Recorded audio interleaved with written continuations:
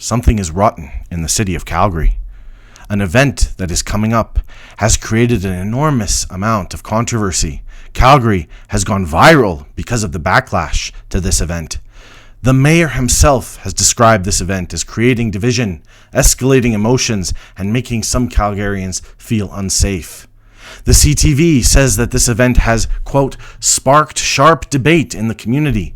A local rabbi describes it as very controversial, and the Calgary Jewish Federation itself has weighed in, describing it as a highly politicized and divisive event that ignores the immediate and serious impact it will have on the safety, well-being, and sense of belonging of the Calgary Jewish community. What is this event that is creating so much controversy, division, and feelings of being unsafe? It is, of course, the raising of the Palestinian flag at the Calgary City Hall. Originally scheduled for November 30th, it's now been moved to this Saturday because of the backlash. And needless to say, it has created some very unwarranted controversy in this city. I'm going to get into that in this video. Where to begin? I've been following this discourse. Calling it discourse is maybe a little bit charitable to describe some of the right-wing ideologues and their followers who have weighed in on this issue very passionately, opposing Palestine's flag being raised at our city hall.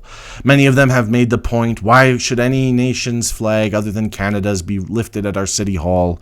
There should be no other flags permitted in Calgary at the city hall. A lot of people who have made that point. And, I don't want to be insulting to our friends on the right wing who often, it must be said, are, what's the polite word for ignorant when it comes to these issues? But there are a few things that I think are missed in this discourse in an enormous way. First of all, I'm not sure if all of these folks who are saying no foreign flags should be lifted at City Hall are aware of this, but every year there are dozens of foreign flags of other countries lifted at the Calgary City Hall. CTV says there are over 50 of them. Any community can apply to Calgary City Hall to have their national day, usually like a country's Independence Day, recognized in Calgary by having their national flag lifted. Like the Ukrainian community does this every year. The Albanian community has one coming up at the end of the month. Also, the Israeli flag has been lifted every year in Calgary, including just this last May. This is a common practice. All communities in Calgary are welcome to do it. Many of them do. Literally over 50 of them every year. But for some reason now, that the Palestinians are trying to do it. Now there is this enormous backlash, and all of these so-called nationalist patriots, or whatever they call themselves, are coming out in droves saying this must not be allowed, no foreign flags. And it really makes one wonder, man, is the anti-Palestinian hatred in this society really that deep? That literally people who have never taken an interest in any other flag being raised in this city suddenly want to ban all flags just to prevent the Palestinian flag from being raised? I mean, yeah, the anti-Palestinian hatred here probably is that bad. I mean, what else do you expect after a mainstream media propaganda effort of over 2 years demonizing Palestinians to the point where most people, or they tried at least to get most people to support the genocide against the Palestinians, to the extent that a lot of Canadians and Calgarians are undecided on the question of whether or not Palestinians in Gaza should be exterminated in this genocide. I guess it does make sense that there would be this kind of a backlash against the Palestinians, but make no mistake, they are being singled out. This same standard has not been applied. These people have not complained at all when it was other flags, including the Israeli flag being lifted. And this is all really just exposing the hypocrisy of a lot of this discourse. Now, what the mayor's solution is, I must say, is not entirely a sensible one. The part that is sensible is that he is going to allow the flag raising to go ahead. That is the only sensible approach to take to this, because otherwise you are literally singling out Palestinians for exclusion. So it's good of our mayor to at least have the good sense to not do that.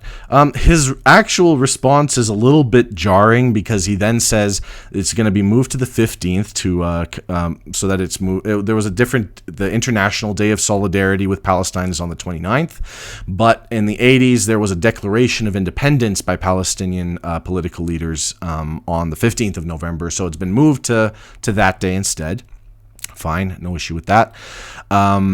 But then the mayor says that he's going to be bringing a motion to the city to ban all future flag raisings, because now apparently raising these flags is divisive and unsafe or whatever. Okay, so it's a very strange, it's pretty par for the course for Calgary mayorship to come forward with a solution that makes nobody happy. It is a little absurd. It does ironically mean that now the Israeli flag won't be lifted in future years, which the Calgary Jewish Federation has already complained about. It's a really jarring statement from the Calgary Jewish Federation. It's on their Twitter, or their X, or whatever we call it now. And they say, they make two major points. One, the Palestinian flag should not be raised. And two, the Israeli flag should be raised. Don't ban flag raisings. It's very jarring. All of this is just so hypocritical. And the other irony of this is that if that is the approach that the mayor takes, or the city takes, it will mean that the Palestinian flag will be the last flag ever raised at the Calgary City Hall, which might be a little appropriate, actually. First and last time ever. A historic milestone, which I think would be appropriate to mark, really the overwhelmingly historic, it's hardly the right word to use for it, the historic atrocity we've seen in Gaza over these last 2 years, which is another area where I think some of our friends on the right who have been really vociferously opposing this flag raising may not be fully aware of. There are a few facts that I think Calgarians in general probably aren't aware of that I would like to just spend a moment explaining, so there's no confusion about where Palestinians and Calgary stand on this, and what the reality is of Calgary's approach to this subject of Israel-Palestine over the last 2 years. So I want to mention I quoted that local rabbi earlier. It's actually a quote from the CTV article that came out on this subject today. The rabbi is Mark Glickman from B'nai Tikva Temple. He is quoted further in the article, and he says this. He says that the article says that he expressed concern that the flag raising, quote, puts the city of Calgary symbolically on one side of that conflict, and that it's a slap in the face to local Jews. I have two things I want to say about this. One, if you know what is actually happening in Gaza, and you are aware of the extermination and bombing campaign that Israel has conducted against Palestinian civilians, the mass murder of children, all of the atrocities, which I will describe some of them later in this video. If you're aware of all of that, then your position should be that actually every institution, including the institution of the city of Calgary, should take a side on this. When something like a Holocaust is taking place, and that's not my word. A lot of Holocaust survivors who have used that term to describe what is happening in Gaza, which I think is, whether or not you like that term being applied here, the point is that people are really trying to stress to those who are not aware that what we are seeing in Gaza over the last 2 years is an atrocity, the likes of which we have not seen perhaps since the Nazi Holocaust, that what is happening in Gaza is so severe and obscene that word it merits use here. Whether or not you agree with that is the key point, that what is happening in Gaza is seriously an enormous atrocity. It's difficult to even put it into words. I will describe a little bit later in the video, but for now I just want to make the point that every institution should be against this. The city of Calgary should not be neutral on this issue. It should be 100% against genocide. I don't think that's an unreasonable position to advocate. However, it also must be said that not only is the city of Calgary not pro-Palestinian on this issue, it is in every sense pro-Israel on this issue. And the biggest evidence of this is something that folks might not be aware of. Every year in Calgary, there is a pro-Israel event held at the Calgary City Hall. Last year, now I should clarify, this is a Hanukkah event. It's a menorah lighting. It's billed as a menorah lighting. And of course, no one will object to a menorah lighting event for Hanukkah, even in the City Hall, of course. But they also include an enormous amount of pro-Israel propaganda in this event. They also sell Israeli government bonds at this event. Actually, I should be clear, because one of the trolls on Twitter was very insistent on this point. They raffle Israeli government bonds. So people buy Israeli government bonds and put them in this event to be raffled to, I think they raffle them to kids, right? Like that's, I think, what they do. They raffle these Israeli government bonds to children. So they are essentially, when you buy an Israeli government bond at a time like this, when Israel has essentially tanked its economy in financing and funding this genocide in Gaza, everything Israel has, they have thrown at this extermination campaign they are waging in Gaza. So when you buy an Israeli government bond, you are essentially directly financing the genocide. There's no other way of putting it. Buying an Israeli government bond right now is financing the genocide. And at this event in the City Hall, people who have bought these Israeli government bonds, they have an event there where they raffle these away. So they are financing, this is a fundraiser for genocide, essentially, is an element of this event. And last year, they made this event, the billing for this event, this happens every year, but last year, during this genocide, it was the pro-Israel marketing was all over the event. The subtitle was supporting Israel. The title was Am Israel Chai, which roughly translates to Israel lives. It's like a very pro-Israel slogan. And this is an event that is held inside the City Hall. They hold essentially a fundraiser for genocide inside the City Hall. A fundraiser for the Israeli government inside the City Hall every year. Every year. Now, talk about neutrality. I just want to, let's do a thought experiment here, folks. Let's imagine that somebody, say someone like me, were to approach the city and say, I'd like to book out the City Hall atrium. That's the room where they do this event. I'd like to book out the City Hall atrium for a fundraiser for Hamas. Hamas is the government of Gaza, right? So I'd like to book a fundraiser in the City Hall where we'll raise funds, or, buy Hamas bonds or raffle Hamas bonds to kids or whatever, and we'll put all over the posters. We'll say, we support Hamas or whatever. Okay, would the city approve of this event? Would that event get approval from the city? Not only would that event not be approved by the city, but that person, whoever suggested such a thing, would probably be arrested immediately. They could be charged with a terrorism offense and could face up to 14 years in prison for suggesting something like that.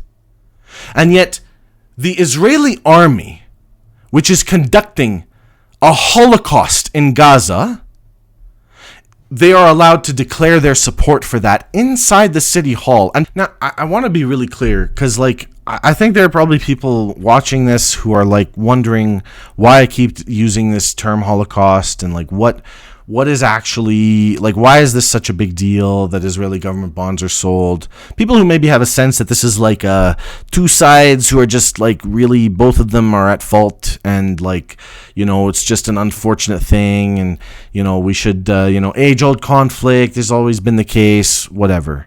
I think there are people who don't realize what is actually happening in Gaza. I think there are people who don't realize what has actually happened in Gaza, because you're not getting that information from the media here. And of course, all these people weighing in online, I'm sure they don't know anything. Okay, I'm pretty sure. Okay, correct me if I'm wrong. But here's some things that you should know about what's happened in Gaza. In December of 2024, so that's almost a year ago now, Amnesty International released a report where, it's a very long report, but here's what they said, among other things. Month after month, Israel has treated Palestinians in Gaza as a subhuman group, unworthy of human rights and dignity, demonstrating its intent to physically destroy them. And it goes on to say, this is genocide. It must stop now. Again, and it goes on, Amnesty describes what Israel is doing in Gaza as direct or deliberately indiscriminate attacks, often wiping out entire multi-generational families. I'll repeat that. Often wiping out entire multi-generational families. That is, Israel's bombing has wiped entire families through multiple generations, wiped them out, wiped them off of the registry. Entire families have been annihilated.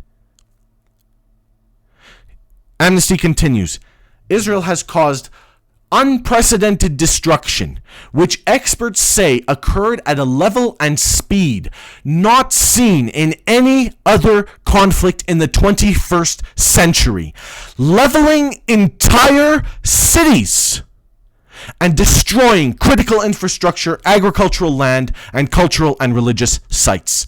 That was an Amnesty International report from December of last year. December. So that was the case then. That has been continuing since then for almost another full calendar year. Last month, The Canary, another reputable source, reported that the equivalent of 13 Hiroshima nuclear bombs have been dropped on Gaza. That is the number of bombs that Israel has dropped on Gaza, the amount of explosive power that Israel has dropped on Gaza, including in civilian areas, is equivalent to 13 Hiroshima nuclear bombs. And I'll tell you, if you aren't aware of this, Hiroshima is almost 3 times the size of Gaza. So 13 nuclear bombs, like what was dropped on Hiroshima, have been dropped on an area of land almost 1/3 the size of Hiroshima. To get a sense of the level of destruction that has been dished out to these people over 2 years with Canadian government support. Perhaps some of these bombs were purchased with the money that was collected by selling Israeli government bonds. Perhaps some of the bonds that have been raffled to children inside of our city hall. But of course, all of these people complaining about the Palestinian flag being waved at City Hall are well aware of all of these facts, of course, right? You people wouldn't, speak out of ignorance on such an important subject, would you? I'm sure you're aware of that. I'm sure you're also aware of this. That the official death toll in Gaza, as quoted by the Gaza government, is over 71,000 people who have been killed, most of them women and children. That's the official death toll. They've been saying for over a year now that they're no longer able to count. When you drop 13 nuclear bombs on a place, it becomes a little difficult to count the dead. You may understand, why that would be. Okay, but the estimates go much higher. The British medical journal, The Lancet, a very reputable journal, well over a year ago, said that they think the actual number of dead might be 200,000. There's actually a former IDF chief of staff who said that he thinks they've killed 200,000 people in Gaza. IDF, that's the Israeli army, for those of you who are weighing in on this issue but don't know what the Israeli army is called.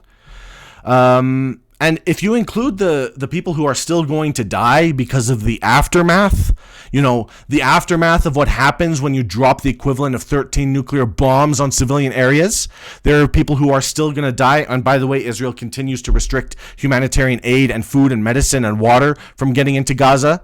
So for all of these reasons, people are going to continue dying. And by the way, over the coming weeks, winter is going to hit Gaza. And Israel has not been allowing tents and materials to build shelters into Gaza. So people in Gaza who Israel didn't kill, because there are still people left, but Israel wants them all dead. And it's made that very clear and has conducted itself in such a way. So many of those people who Israel wasn't able to kill with their bombs and their other weapons are going to be dying from cold over the coming weeks. This is urgent. In the coming weeks, this will happen. if Israel is not forced to allow at least tents and shelter to be brought into Gaza. Okay? And if you include all of those people who are still going to die with the ones who have already been killed, the estimates, which again are only estimates, go as high as 500,000 or higher. Okay? That's what has happened in Gaza. And Israel is still bombing Gaza. Even during this so-called ceasefire, which is a fake ceasefire, in case you weren't aware, Israel has bombed Gaza every single day since the ceasefire began. The Gaza government office says that Israel has killed over 240 Palestinians since this ceasefire began just a few weeks ago. And they say that Israel has violated the ceasefire 282 times. And this is from a few days ago even. So it's probably more since then. Okay? Of course, all of you Calgarians weighing in on whether the Palestinian flag should be raised at City Hall at this time are aware of this, right? You wouldn't weigh in on this subject without knowing all of these facts, would you? Okay? I'm going to tell you a little bit more. And this is, I have to give you a warning here. It's going to be tough for anyone to get through the rest of this video, especially this next part. It's going to be tough for me to get through it. But I'm going to read to you from a report that was released 3 days ago from the Palestinian Center for Human Rights about the abuse of Palestinian detainees in Israeli prisons. You see, we've heard nothing but media attention focused on the captives that Hamas has held, that the Palestinian resistance held in Gaza, the so-called hostages, all of whom have been returned now, by the way. But what we don't hear at all is about the thousands of Palestinians who are held by Israel. Civilians, many of them children, and who are subjected to abuse. Serious abuse. Thousands of them. Many of them have been held for years. From before October 7th even. But many have been arrested since. The Palestinian Center for Human Rights spoke to some of these detainees. Some of them have been released as a part of the ceasefire deal. Their lawyers spoke to these people. PCHR's lawyers spoke to some of these people and reported their testimonies. This report came out 3 days ago. You can find it online. All of this stuff I'm saying you can find online. Ask me if you need the sources. Happy to provide them. Here's the testimony from one man, a 41-year-old Palestinian man and father, who was arrested at Kamal Adwan Hospital. That's a hospital in Gaza because, as I'm sure you all know, Israel has been invading and bombing every hospital in Gaza. And when they raid the hospitals, the people that they find there, whether or not they're fighters, they're usually not, they arrest them. So this man was arrested at a hospital in December of 2023 from Gaza. And here's how he describes what happened to him in Israeli prison. One of the soldiers raped me by violently inserting a wooden stick into my anus. After about a minute, he removed it and then inserted it again more forcefully while I screamed loudly. After another minute, he removed it and forced me to open my mouth and put the stick in my mouth to lick it.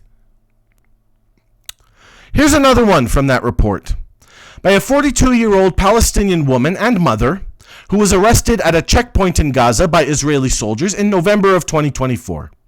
Here's what she says, quote, "The soldiers took me to a place I didn't know because my eyes were blindfolded, and they ordered me to take off my clothes. I did so. They put me on a metal table, pressed my chest and head against it, cuffed my hands to the end of the bed, and pulled my legs apart forcefully. I felt a penis penetrating my anus and a man raping me. I started screaming, and they beat me on my back and head while I was blindfolded. I felt the man who was raping me ejaculate inside my anus. I kept screaming and being beaten, and I could hear a camera, so I believed they were filming me. The rape lasted about 10 minutes. After that, they left me for an hour in the same position with my hands cuffed to the bed with metal handcuffs, my face on the bed, my feet on the floor, and I was completely naked. Again, after an hour, I was raped fully in the same position with penetration into my vagina, and I was beaten while I screamed. There were several soldiers. I heard them laughing and the camera clicking as it took pictures. This rape was very quick and there was no ejaculation. During the rape, they beat me with their hands on my head and back. I cannot describe what I felt. I wished for death every moment. After they raped me, I was left alone in the same room, hands still cuffed to the bed and without clothes for many hours. I could hear the soldiers outside speaking Hebrew and laughing. Later, I was raped again vaginally. I screamed, but they beat me whenever I tried to resist. Here's another one from a 35-year-old Palestinian man and father who was arrested at another hospital, Al-Shifa Hospital in Gaza, in March of 2024. Here's what the Israelis did to him. Quote, "We were stripped completely. Soldiers brought dogs that climbed on us and urinated on me. Then one of the dogs raped me, while the soldiers kept beating and torturing us and spraying pepper spray in our faces." Here's another one. An 18-year-old Palestinian boy arrested at an aid distribution site in Gaza. Quote, "The soldiers ordered me and 6 other detainees to kneel, and they raped us by inserting a bottle into the anus, pushing it in and pulling it out. It happened to me 4 times, with about 10 in and out motions each time. They violated our dignity and destroyed our spirits and our hope for life.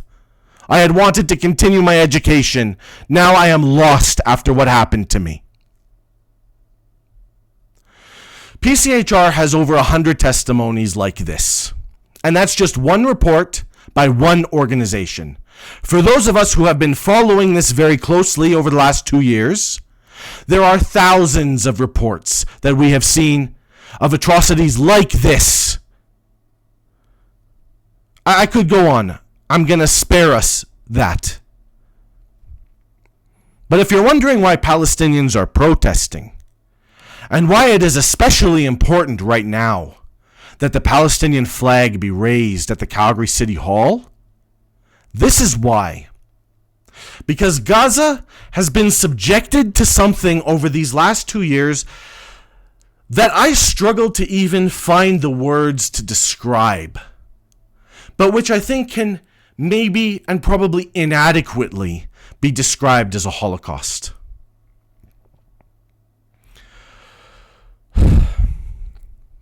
And if you're wondering why you haven't heard about that, it might be because the mainstream media in this country simply doesn't talk about it. Which is why on Sunday, the day after this flag raising at City Hall, we will be protesting in front of the CBC building in Calgary to hold the mainstream media and particularly the CBC responsible for failing in their obligation to make sure that the Canadian public are aware of what is going on. Have any of you seen these reports reported in CBC? CBC won't even call it a genocide. They lecture their guests. They've had Palestinian guests on who have described it as a genocide. And the CBC hosts tell them, we can't use that term. Don't you Palestinians dare to use that term on CBC. Inappropriate, very inappropriate. But will they talk about any of this? So we'll be protesting against CBC. A peaceful protest, don't you worry. All of our protests are peaceful. That doesn't mean that there haven't been disruptive protests, which are allowed, by the way, they are protected by the Charter of Rights and Freedoms. We do have rights to protest. I mean, blocking a road is not violence, okay? Martin Luther King blocked roads. That was like his thing. All these right-wingers who have no clue, who think that they have any idea about Martin Luther King. Literally look up images of Martin Luther King with other folks sitting in intersections, sitting in the roads, blocking the roads, because they were making the point that what black people in America were going through was so unacceptable and so urgently needed to be addressed that it's justified to disrupt society until it is changed. And I would submit that a similar thing is necessary in Gaza. Okay? Anyway, we won't be blocking any roads anytime soon. That's another story. Okay? So, that genocide is what is being fundraised for in the Calgary City Hall every year, where they raffle Israeli government bonds, where somebody pays the Israeli government to have these bonds, and then they're raffled at this event, where they also say, we support Israel, we support Israel. And do you know who attends that event? Do you know who attended this event, this pro-Israel event in the City Hall last year? Last year, it was attended by the mayor of the city, then Gondek, the chief of the Calgary police, then Mark Neufeld, the premier of the province, Danielle Smith, and even Nahid Nenshi, the head of the opposition, the head of the provincial opposition, even. All of them went and supported this fundraiser for genocide, this pro-Israel event at the City Hall. And they probably will this year too.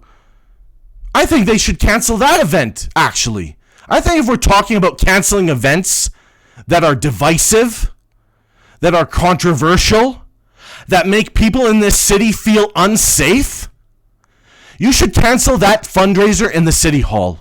If you want to do the menorah lighting, do a menorah lighting.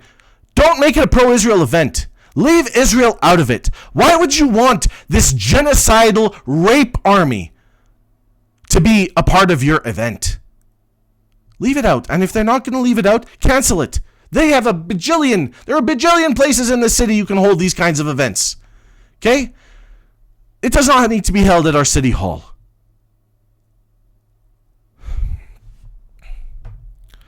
And I just want to say, some of the discourse around this, you hear these right-wingers saying, like, this is Canada, get out of here, go back to Gaza if that's what matters to you. I mean, first of all, a lot of Palestinians live in this city. They've lived in this city for generations. And there are Palestinians from Gaza who live in this city, some of whom have lost dozens of friends and family in this genocide. There are people who have lost direct family members who will be at that flag raising.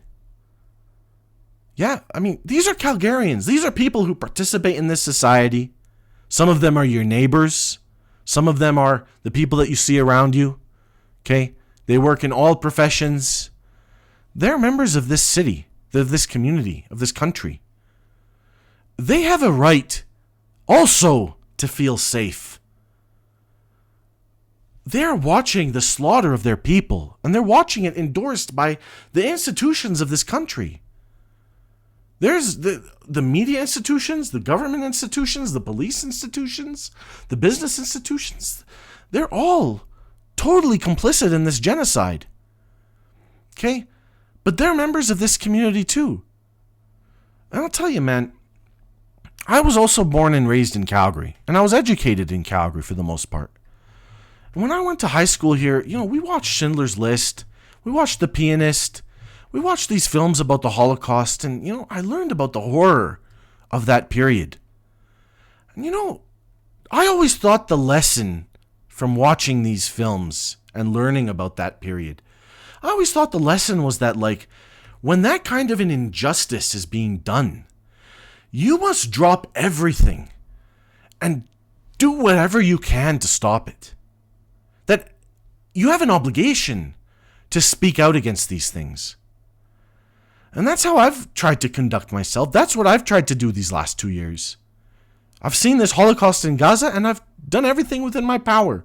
And not just me, but there are tens of thousands of people across the city, probably more, who have been coming out to events supporting Palestine, who have been fundraising or donating to help bring humanitarian aid into Gaza, people who have been coming out protesting to exercise their democratic right to express their opposition to our government's support for Israel. Remember, the Canadian government still sells weapons to Israel.